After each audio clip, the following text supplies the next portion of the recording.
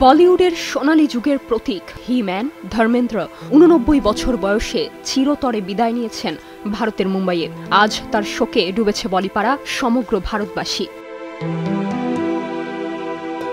শেষটা তো সবার জানা, কিন্তু শুরুটা কেমন ছিল?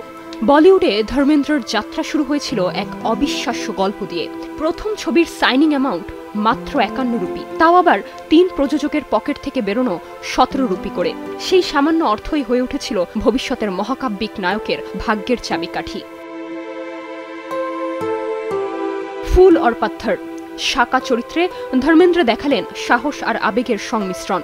দেখতে দেখতে হয়ে উঠলেন ভারতীয় সিনেমার অ্যাকশন আইকন। তারপর এলো শোলে, ভারতের সিনেমা ইতিহাসের মোড় ঘুরিয়ে দেয়া ছবি। ভীরু চরিত্রে ধর্মেন্দ্র শুধু একজন নায়কই নন, একজন বন্ধু, প্রেমিক আর যোদ্ধার প্রাণ ভোমরা হয়ে উঠেছিলেন দর্শকদের কাছে।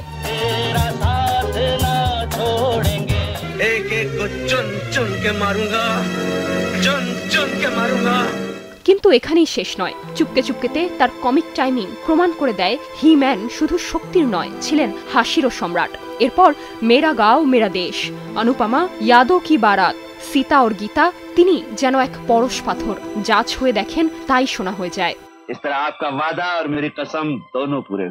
৬ দশকেরও বেশি সময়ে ৩০০-র বেশি ছবিতে ছাপ রেখেছেন ধর্মেন্দ্র, যা আজও বলিউডের এক অনন্য মানদণ্ড। তার শেষ ছবি ২১ আসার কথা এবছরই। রাজনীতির মঞ্চ থেকেও জনসেবায় সমান নিবেদিত ছিলেন ধর্মেন্দ্র। ২০১২ সালে পেয়েছেন পদ্মভূষণ সম্মাননা।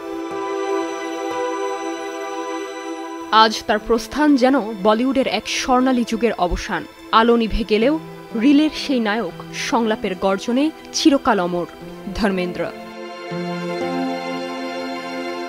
Nirjona Nusrat, Star news.